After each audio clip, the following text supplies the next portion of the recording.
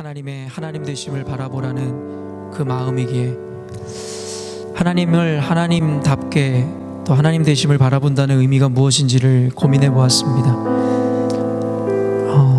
그 어떠한 이유들과 근거들을 고민해 보고 찾아보았지만 결국엔 그저 하나님의 그 위대한 이름 그 자체가 이미 하나님에 대한 하나님됨에 대한 증명임을 깨닫게 되었습니다. 하나님 그 어떠한 이유나 근거가 있다라는 것은 어떠한 이유나 그 근거가 사라졌을 때에 결국엔 그 결과나 그 정체성을 잃어버림을 우리가 알고 있습니다. 그 하나님은 어떠한 우리의 근거나 이유 때문에 영광을 받으시기에 합당한 분이신 것이 아니라 그저 하나님의 하나님 되심 그 자체가 이미 우리에게 영광과 모든 존귀를 받으시기에 합당한 줄로 믿습니다. 그동안 하나님 우리가 신앙생활을 해오며 얼마나 오랜 시간 동안 그저 우리가 느껴지는 감정과 우리가 처한 환경을 통해 하나님을 보아왔는지 모르겠습니다. 그러다 보니 하나님에 대한 인식이 왜곡되어지고 하나님에 대해서 우리의 상황과 감정에 따라서만 찬양하였고 그러지 못할 때는 도리어 하나님을 원망하고 하나님은 실패한 것처럼 하나님 좌절하였던 우리의 지난 날을 보게 되었습니다. 하나님 이제부터 우리 안에 온전한 믿음이 세워지게 하여 주시고 인간의 눈으로 주님을 바라보는 것이 아니라 인간의 눈으로 세상의 환경과 벌어지는 일들을 보는 것이 아니라 하나님의 눈으로 세상을 보게 하시고 또한 하나님의 눈으로 하나님의 하나님 되심을 인정할 수 있는 그 믿음이 우리 가운데 주어지게 하여 주시옵소서. 이 한 시간에 예배 가운데 풍성함으로 임하실 주님, 우리 삶의 문제들이 그 말씀을 통해 해결되게 하여 주시고 그 해결됨이라는 것이 단순히 환경적 변화가 아니라 그 환경을 바라보는 우리의 관점과 믿음이 변화됨으로 말미암아 하나님께 100% 응답받는 오늘의 성도들 될 수 있도록 주님 축복하여 주시옵소서. 하나님께서 오늘 말씀 가운데 위대하게 영광 받으시고 또한 역사하사 우리에게 꼭 필요한 말씀들로 우리 삶 가운데 교훈하실 줄로 믿고 감사드리오며 거룩하신 예수 그리스도의 이름으로 기도합니다. 아멘. 할렐루야. 오늘도 주의 말씀과 은혜를 사모함으로 이전을 찾으신 여러분들을 환영하고 축복합니다. 우리 여러분들에게 또 이 환한 미소와 함께 주의 이름으로 사랑합니다 이렇게 인사하도록 하겠습니다.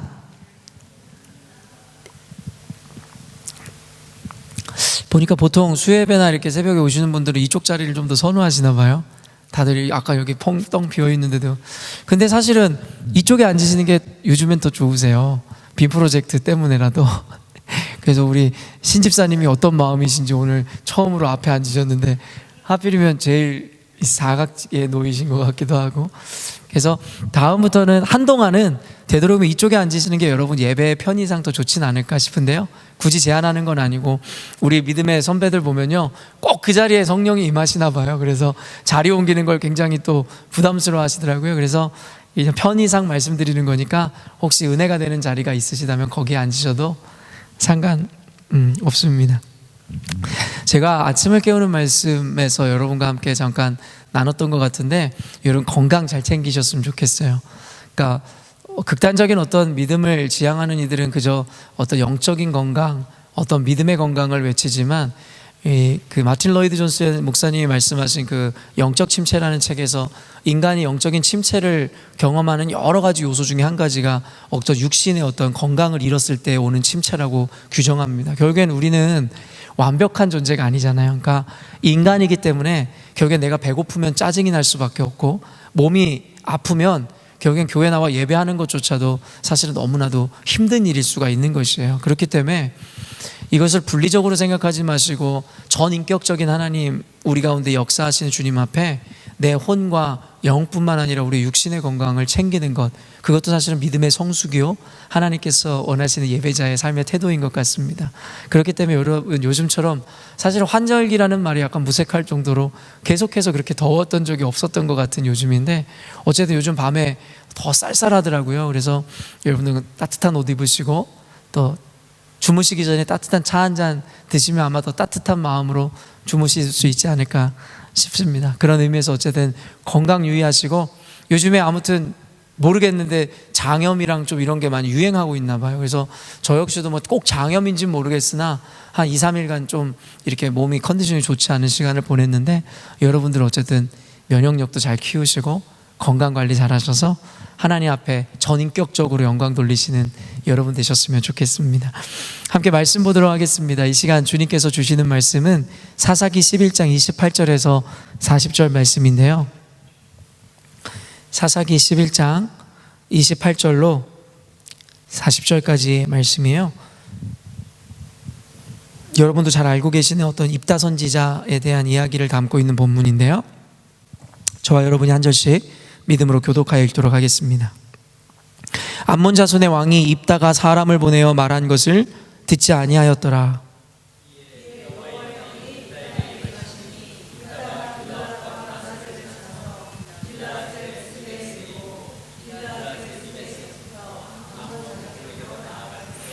그가 여호와께 서원하여 이르되 주께서 과연 암몬 자손을 내 손에 넘겨주시면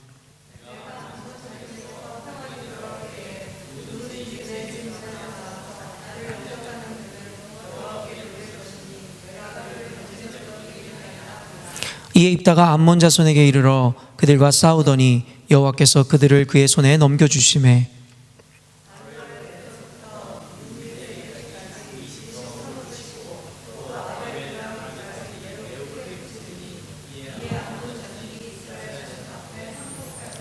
입다가 미스바에 있는 자기 집에 이를 때에 보라 그의 딸이 소고를 잡고 춤추며 나와서 영접하니 이는 그의 무남 동료라.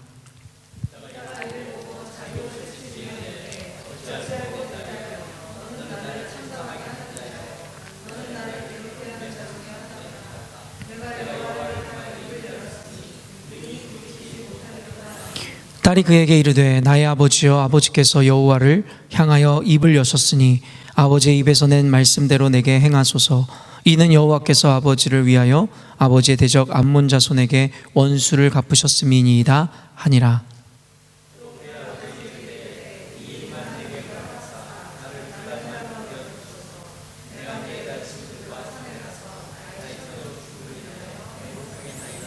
그가 이르되 가라 하고 2달을 기한하고 그를 보내니 그가 여자 친구들과 가서 산 위에서 처녀로 죽음을 인하여 애곡하고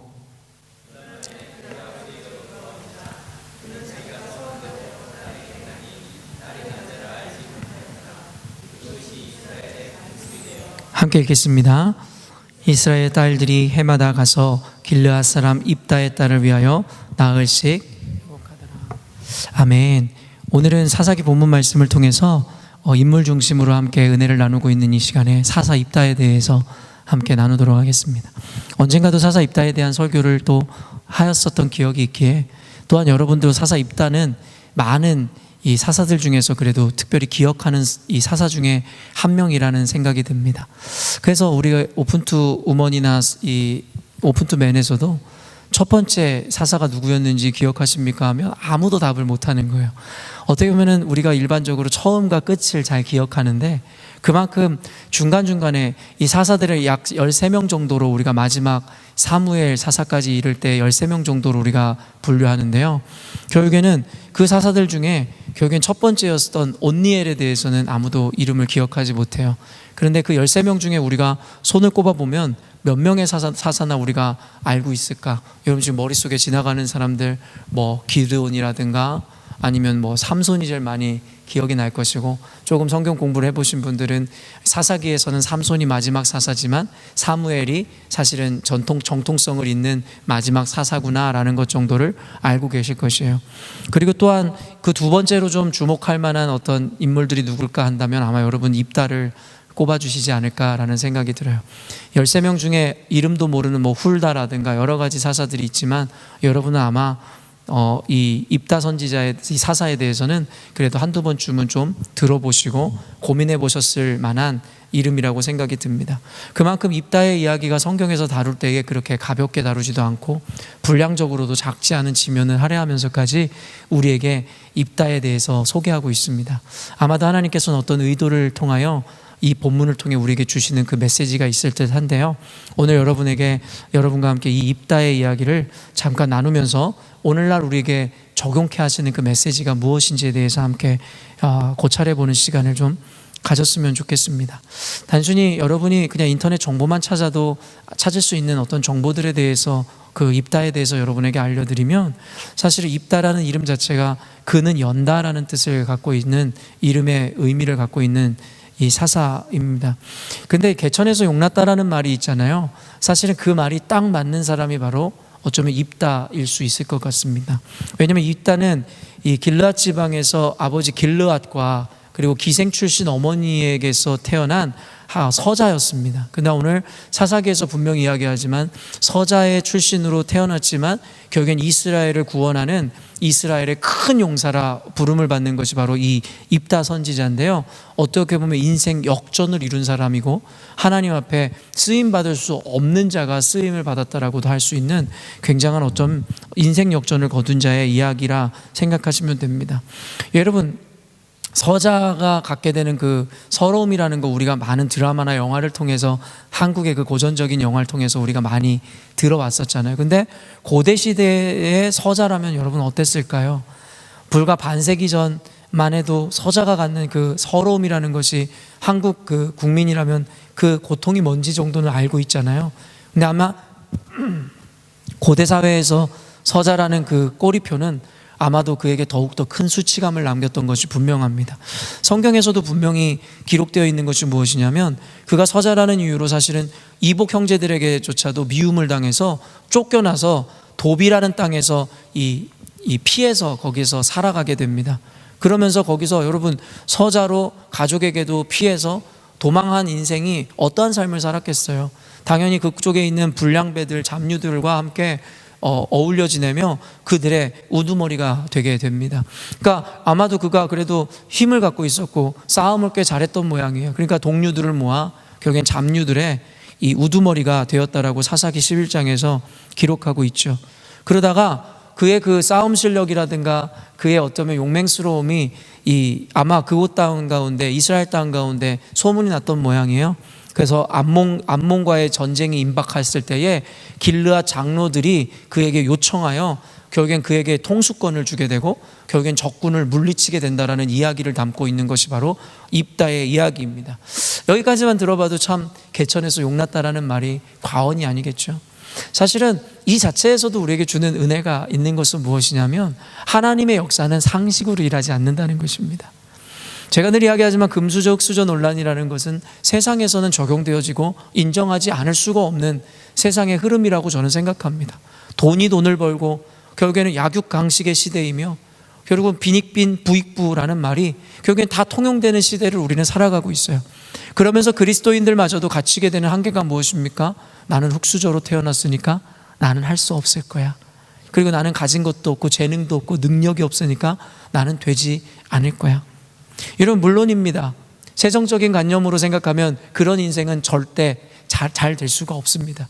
개천에서 용났다라는 말은 옛말일 뿐이지 현대시대에는 전혀 적용되지 않는 말인 것 같습니다. 그러나 상식인 삶을 살아갈 때 우리에겐 그 상식적인 삶이 우리 삶을 지배하겠으나 상식을 뛰어넘어 우리가 믿음의 삶을 살기로 결정하는 순간 그 믿음으로 말미암아 상식을 뛰어넘은 하나님의 역사가 시작되는 것입니다. 그렇기 때문에 여러분도 혹시 이와 같은 고정관념에 갇혀서 내 나이에 내가 할 수 있는 것이 무엇일까? 내가 여자의 신분으로 할 수 있는 것이 무엇일까? 내가 이 가진 것으로, 이 형편으로, 이 머리로, 이 가방끈으로, 여러분 스스로 혹시 여러분을 제한하고 있는 것이 있다면 여러분 그 즉시 믿음으로 상식을 뛰어넘으시기를 주님의 이름으로 축원합니다. 나는 할 수 없어라는 이야기하지 마십시오. 성경에서는 우리들에게 우리는 뭐든지 할 수 있다라고 이야기하고 있죠.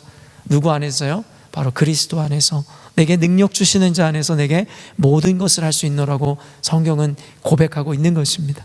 그러므로 우리는 세상에 속한 자들이 아니라 하나님께 속한 자들이고 믿음을 가진 자들이기에 더 이상 세상이 이야기하는 상식에 묶여 나는 할 수 없다라고 이야기하지 마십시오. 믿음이 없었던 사라와 같이 스스로의 경수가 끊어졌다 하여 하나님이 하실 수 있는 역사에 대해서 여러분 거절하는 자, 비웃는 자가 되지 않으시기를 바랍니다. 하나님을 믿는 자에게는 여러분 어떠한 제한도 어떠한 불가능도 없음을 믿으시기를 바라며, 여러분이 늦었다 생각할 때가 바로 가장 빠른 때임을 기억하심으로 오늘 그 믿음을 가져 상식을 뛰어넘으시는 여러분 되셨으면 좋겠습니다. 결국엔 사실은 이러한 이야기들만으로 이 이야기가 끝이 난다면 사실은 그저 개천에서 용난 하나님의 역사와 하나님의 능력을 몸소 경험한 위대한 용사의 이야기 정도로 우리에게 기억 남을 수 있었을 것입니다. 그러나 우리가 잘 알지만 입다에 대해서 이런 내용을 기억하는 사람은 아무도 없습니다. 입다 사사하면은 기억하는 것은 바로 그 딸을 번제로 이 하나님께 드렸다라는 그 이야기가 꼬리표처럼 따라가는 불명예가 되는 그 사건을 우리는 기억하고 있는 것이죠. 사실은 아까도 이야기했지만 이 사사 입다는요, 우리는 그저 딸을 번제로, 경솔한 서원으로 인해 딸을 번제로 드렸다 정도로밖에 기억하고 있지 않지만 성경에서는 사사에 대해서 비교적 굉장히 자세하게 그의 성품과 그의 능력을 펼쳐 기록하고 있습니다. 아까도 얘기한 이런 개천에서 용난 어떤 인생의 역전에 대한 이야기뿐만 아니라 이 암몬 왕에게 이 사람을 보내어 결국엔 암몬과의 어떤 외교적인 담판을 짓는 내용도 사실은 굉장히 많은 비중을 차지하고 있는 것입니다. 오늘 본문의 28절을 보면 암몬 자손의 왕이 입다가 사람을 보내어 말한 것을 듣지 아니하였더라. 사실은 이 입다 사사는요, 무식하게 삼손처럼 싸우려 든 것이 아니라 외교적인 방법을 통해서 전쟁을 벌이지 않고 이것을 끝내려고 시도를 했었던 사람입니다. 사실 굉장히 해박하고 지혜로운 사람이었다라고 성경은 우리들에게 보여줍니다. 왜냐하면 이스라엘의 어떤 역사를, 수백 년의 역사를 꿰고 있었고요, 그리고 지리적인 특징을 잘 알고 있어서 그 암몬 왕과의 그談判 가운데 너희들이 지금 우리 땅에게 요구하는 이 암몬 자손들의 요구가 정당하지 않다라는 것을 조목조목 역사적인 배경과 신앙적인 어떤 태도를 기초로 그들에게 반박하고 그들에게 항변하는 장면을 그리고 있다라는 거예요. 오늘은 그 문제들을 다루는 것이 아니기 때문에 넘어가겠으나 그는 총 약 4가지 정도의 지혜를 통해서 당신들이 요구하는 것은 옳지 않다라는 것에 대해서 분명하게 가르치고 이야기합니다. 그러나 입다가 암몬에게 시도했었던 이 외교의 회담은 결국에는 실패로 돌아가게 되고, 여기 성경의 악인들이 그러하였듯이 지혜롭고 현명한 이 하나님의 사람들의 어떤 제안을 이런지하에 거절하는 일이 발생하게 되는 것이죠. 그래서 오늘 본문이 시작되잖아요. 28절에 이 입다가 사람을 보내어 말한 것을 듣지 아니하였더라. 그래서 저는 이런 이야기가 나올 때마다 성도들에게 꼭 이렇게 이야기하는 거죠. 좋은 말로 할 때 들으라는 것입니다. 이것은 단순히 악인과 의인에 대한 어떤 이야기일 뿐만 아니라 하나님과 죄인인 우리와의 관계에서도 마찬가지의 적용점이 있다고 보는 거예요. 결국에는 이 입다가 암몬 왕에게 결국엔 이런 합리적이고 옳은 것들로 인해서 그들의 부당성을 주장하고 그들에게 알려주었을 때에 그들이 깨닫고 듣고서는 그저 돌아갔으면 그들은 이런 끔찍한 패배를 경험하지 않을 수도 있었다라는 것입니다. 그러나 굳이 그들은 귀를 막고 눈이 어두워서 의로운 자가, 하나님의 사람이 이야기하는 것을, 그 지혜를 거절함으로 말미암아 당하지 않아도 되는, 여러분, 수모를 당하고 패배를 당하게 되더라는 거예요. 근데 이것을 어쩌면 역으로 하나님과 죄인인 우리의 인생 가운데 한번 비교를 해본다면, 하나님은 오늘도 우리 인생 가운데 무엇이 옳은 것이고 무엇이 선한 것인지에 대한 그 지혜들을 끊임없이 반복적으로 말씀하고 계시더라는 거예요. 그런 문제는 무엇이냐면, 우리의 눈이 어둡고 귀가 어두워서 암몬 왕이 그러하였고 암몬 자손들이 그러하였듯이 하나님의 음성을 귀 기울여 들으려 하지 않는다라는 것입니다. 그러다가 여러분, 이스라엘 백성들이 그러하였고, 또한 이스라엘 백성을 대적한 대적들이 그러하였고, 하나님의 말씀을 무시했었던 모든 이전의 조상들이 그러하였던 것처럼 결국 우리도 그와 같은 미련한 자의 자리에서 반복적으로 그 실수를 반복하는 역사를 오늘도 만들어가고 있더라는 것입니다. 그러면서 성경에서 말하는 복 있는 자란, 지혜로운 자는 가방끈이 근 자도 아니고 경험이 많은 자도 아니고 바로 하나님의 말씀을 주야로 묵상하로 말미암아 하나님의 말씀을 듣고 그 말씀대로 순종하는 자라 이야기하고 있더라는 것입니다. 그러므로 사랑하는 성도 여러분, 하나님의 말씀을 들으십시오. 그리고 들음에서 끝나는 것이 아니라 그 들음대로 실천하시고 순종하여야 할 것입니다. 그것이 바로 우리가 사는 길이고 우리가 굳이 당하지 않아도 되는 고통에서 피해갈 수 있는 길이라 성경은 이야기하는 것이겠죠. 오늘은 저 역시도 입다가 딸을 하나님 앞에 경솔한 서원으로 말미암아 하나님께 드리게 되는 이 장면을 좀 주목할 것인데요. 근데 오늘은 단순히 입다의 그 경솔한 서원에 좀 집중해서 부정적인 것에 대해서 좀 초점을 맞추려 하기보다는 경솔한 서원이었음에도 불구하고 끝까지 하나님 앞에 그 약속을 지켜내는 그의 태도에 대해서 좀 집중하고 싶었습니다. 입다 선지 사사에 대해서 이야기할 때마다 목회자들은 그의 경솔했었던 서원을 지적하며 그의 어떻게 보면 연약함과 부족함에 집중하는 경향이 있지만, 오늘 지금 여러분에게 이야기했듯이 입다는 사실은 굉장히 좋은, 그리고 어떤 지혜롭고 현명한, 그리고 하나님 앞에서 어떤 열심을 보여주는 내용들을 많이 이 성경에서 기록하고 있는 것을 우리가 또한 알아야 합니다. 그리고 또한 오늘은 이 약속이라는 개념에 대해서 여러분과 나눌 것이기에 오늘 또한 그 딸에 대해서도 좀 주목해 봤으면 좋겠습니다. 경솔한 서원을 한 아버지인 입다, 그리고 무남동녀인 이 피보다 그리고 그 어떻게 할까, 자신의 어떤 생명보다 가치로운 그 딸을 하나님과 맺은 그 경솔했지만 그 서원을 이루기 위해 번제로 드리는 그 아버지 입다의 믿음과 그 약속을 지키는 신의도 굉장히 주목할 만하지만, 사실 여러분 그 딸은 어떻습니까? 아무것도 모른 채 소고를 치며 아버지를 환영하러 나왔다가 청천벽력과 같은 이야기를 듣게 되는 딸. 그러나 그 딸은 거기서 도망하거나 아버지에게 반항하겠다는 것이 아니라 그저 아버지에게 친구들과 함께 애곡하고 슬퍼할 수 있는 날을 2달만을 허락해달라는 말과 함께 결국에는 하나님 앞에 번제로 희생양으로 드려지더라는 것이에요.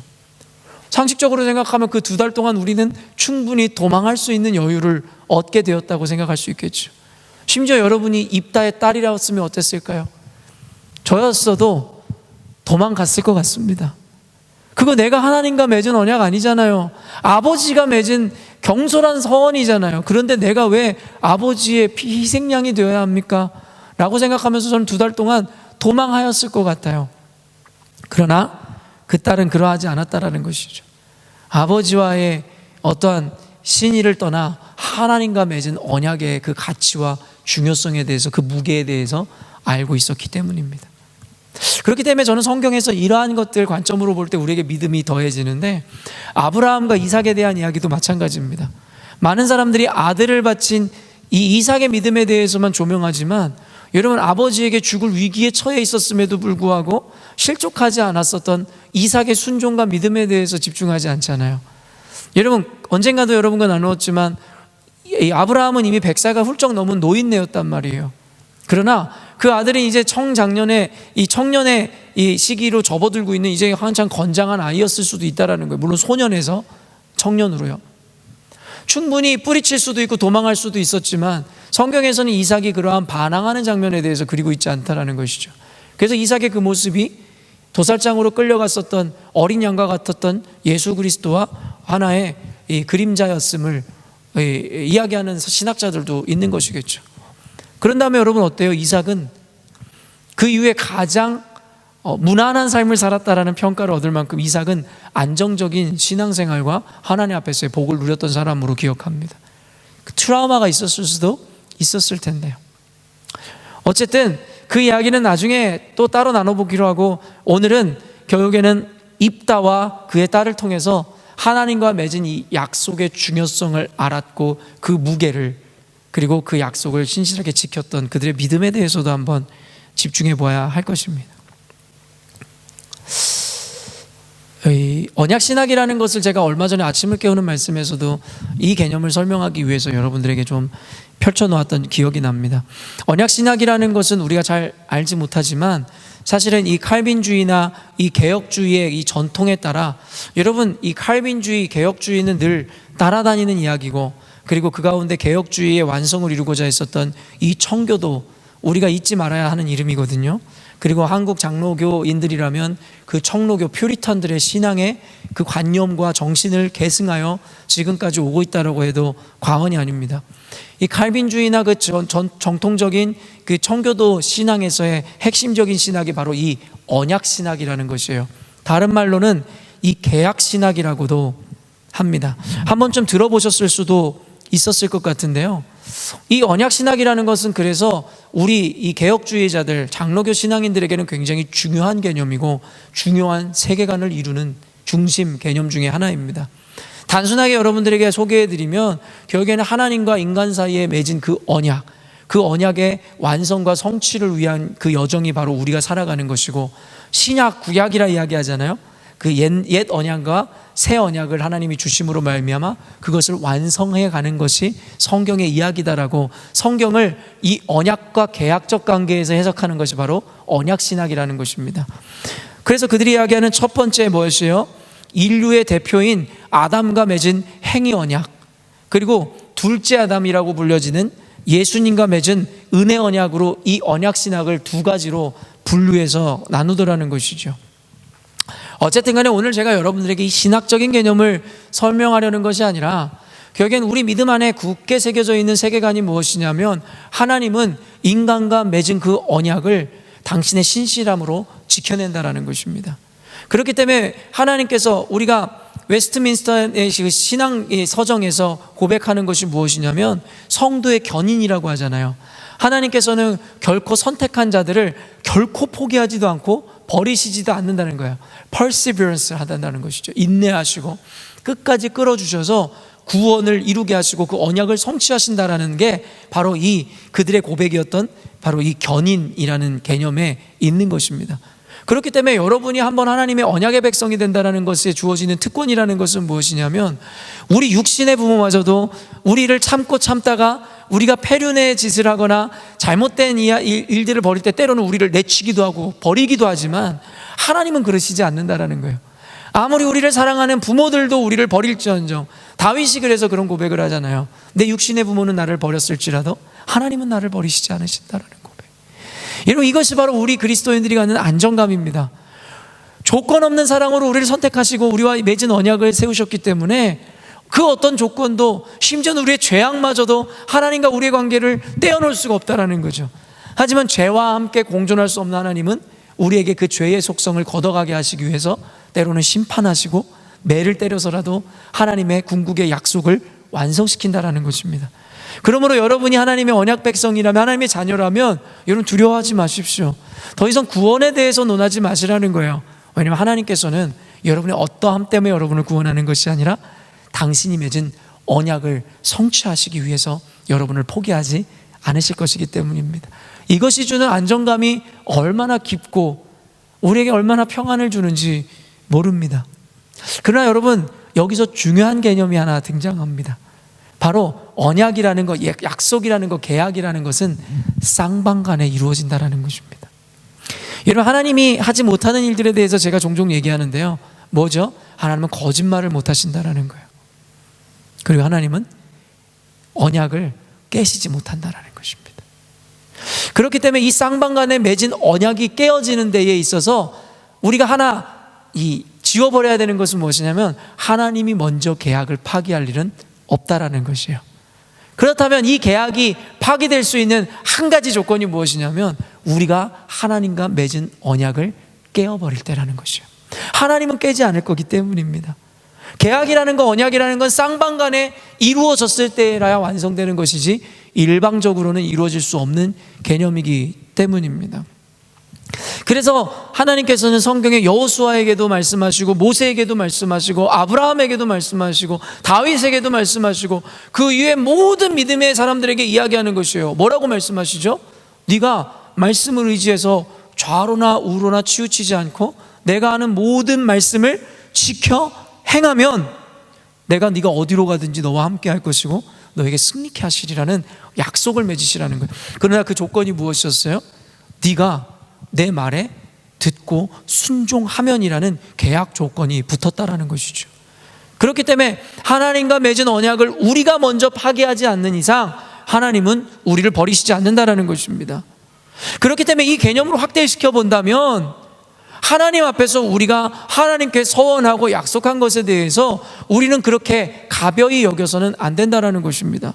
하나님은 우리에게 약속하신 것을 예수 그리스도를 보내시면서까지, 죽이시면서까지 그 약속을 이루시고자 했는데, 우리는 하나님과 맺은 언약에 대해서 너무나 쉽게 어겨버리고 파기해버리는 경향이 있더라는 것입니다.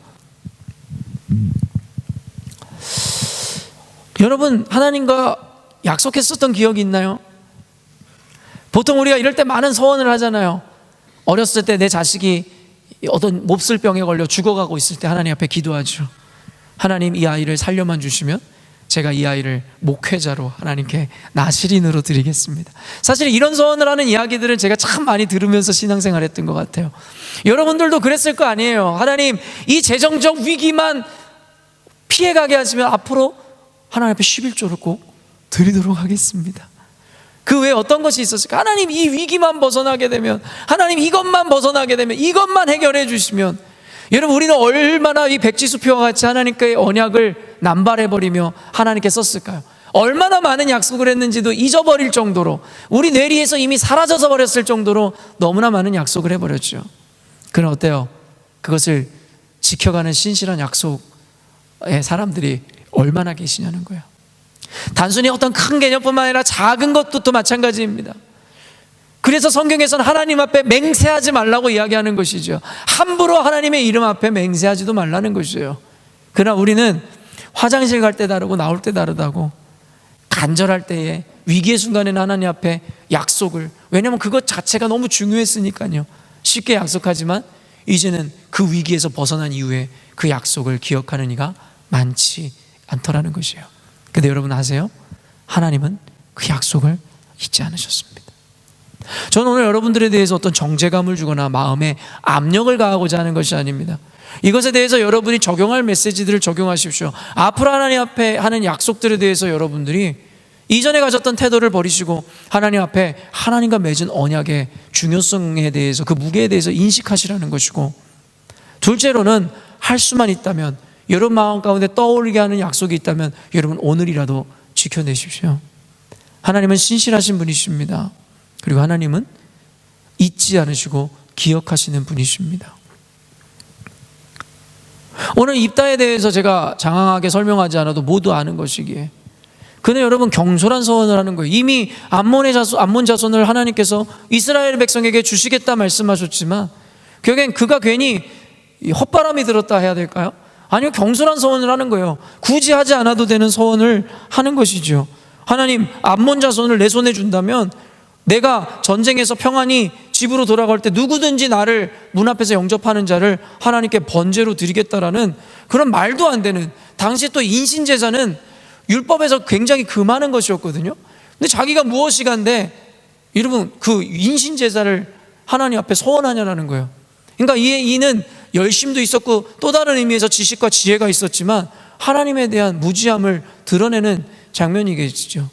그리고 저는 부모님들에게도 꼭 이야기합니다.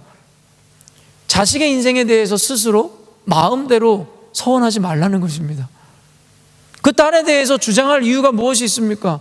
그리고 그 딸이 아니더라도 만약에 이웃집 아줌마가 그를 영접하러 나왔거나 아저씨가 그를 환영했다면 이웃의 생명을 자기가 무엇이간데 마음대로 서원해서 하나님께 번제로 바칠 수 있는 권리가 있단 말입니까? 부모라는 존재는 자식에 대해서 잠깐 여러분 맡아주러 온 것입니다. 참 부모는 하나님이시지 우리가 자녀에 대한 소유권을 우리가 주장할 수 없는 것입니다. 그런데 우리는 자녀에 대한 소유가 내게 있는 것 마냥 자녀에 대해서도 자기 마음대로, 그래서 저는 목회자분들을 비난하는 것은 아니지만 자녀들이 선교사가 되게 하겠다고, 목회자가 되게 하겠다라는 소원 같은 것을 함부로 해서는 안 된다는 것이에요. 그 아이는 어떠한 마음을 갖고 있는지도 모르는데 왜 내가 그 아이의 미래에 대해서 스스로 하나님 앞에 자신의 의로 서원하냐라는 것입니다. 어떤 분들은 뭐 한나의 이야기를 이야기하면서 이야기하는 분이 계실지도 모르겠지만 이것에 대해서 여러분들에게 다 설명해내기엔 턱없이 시간이 부족하기에, 다만 여러분들 서원을 하지 말고 약속을 하지 말라는 이야기를 하고자 하는 것이 아니라 여러분이 경솔하게 쉽게 그리고 남의 인생에 대해서 서원하지 않기를 바라는 마음을 전달하고 싶은 것입니다. 그러나 입다가 가졌던 믿음, 우리가 아까도 얘기했지만 칭찬해야 될 부분이 여기서 나타나는 거죠. 경솔했지만 하나님에 대해 무지했지만 어쨌든 무남동녀인 그의 딸이 그를 환영하러 나왔을 때 그는 울며 가슴을 찢으며 그럼에도 불구하고 하나님과 맺은 언약과 약속을 지키기로 결정하더라는 것입니다. 그리고 아까도 이야기했지만 그 청천 이 벼락과 같은 날벼락 같은 이야기를 듣고도 결국엔 그 딸도 하나님과 맺은 언약을 지켜내더라는 것입니다. 생명을 드리면서까지 말입니다. 사랑하는 성도 여러분, 오늘 여러분들에게 전해주고 싶었던 메시지는 이 단순하며 이 로직은 너무나도 분명합니다. 하나님과 그 맺은 언약, 그 언약의 완성을 위해서 우리는 이 신앙의 여정을 걸어가고 있는 것입니다. 그리고 그 계약이라는 것은 하나님 일방적인 계약이 아니라 우리 인간과 맺은 쌍방 간의 상호 간에 맺은 언약이고 계약인 것이고, 한 명이 파기하거나 어기면 그 계약은 무효가 되어지는 것이죠. 그러나 하나님의 속성상 하나님은 어떤 순간에도 우리를 포기하지 않을 것이고 계약을 파기할 수 없기에 어쩌면 그 칼자루가 우리에게 넘어오는지도 모르겠습니다. 물론 어떤 의미에서 말입니다. 그렇기 때문에 하나님 앞에서의 우리는 신실하게 주님과 맺은 언약과 약속들을 지켜나가야 되는 태도를 가질 필요가 있습니다. 그것은 어떤 큰 맥락에서의 이야기뿐만 아니라 작은 인생에서 전능하신 주님과 맺은 그 언약에 대해서 이야기하는 것입니다. 그리고 여러분이 그 약속을 지켜나갈 때에 하나님의 신실하신 역사를 여러분도 비로소 기대할 수 있는 것입니다. 하나님 당신은 신실하십니다라고 이야기하면서도 우리가 만약에 신실한 삶을 살지 않는다면, 우리가 물론 하나님만큼 신실할 수는 없겠으나 하나님은 우리의 연약함을 이미 알고 계시기에 우리가 할 수 있는 최선의 그 신실함을 보여주지 못한다면 하나님은 당신의 신실함을 우리들에게 보여주셔야 할 이유가 없는 것입니다. 그렇기 때문에 사랑하는 성도 여러분, 하나님과의 앞으로 맺을 약속에 대해서도 여러분 신중에 신중을 기할 뿐만 아니라, 이전에 여러분이 언약을 맺어놓고도 잊고 계신 것이 있다면 지금이라도 지켜내십시오. 그때의 간절함을 회복하십시오. 그리고 여러분의 그 약속의 이행에 대해서 주님께서는 오늘도 기억하심으로 그것을 여러분의 의로 여기시고 여러분들에게 그 의에 대한 보상과 축복을 허락하시리라 믿습니다. 그러므로 이 사랑하는 성도 여러분, 오늘 말씀을 통해서 오늘 밤에 한번 잠자리에서도 한번 하나님 앞에 곰곰이 생각해 보십시다. 하나님, 내가 주를 위해서 이제는 주일 성수를 빠지지 않겠습니다. 이젠 주를 위해 작은 일이라도 봉사하겠습니다. 하나님 앞에 이렇게 헌금하겠습니다. 하나님 앞에 이러이러한 삶을 살겠습니다. 여러분, 여러분이 잊어버렸던 그 모든 약속들에 대해서 여러분 다시 기억해내므로 하나님 앞에 그 약속을 지키시고, 그러므로 말미암아 신실하신 하나님의 응답과 약속을 받아 누리시는 저와 여러분의 삶이 되시기를 주님의 이름으로 축원합니다. 함께 기도하겠습니다.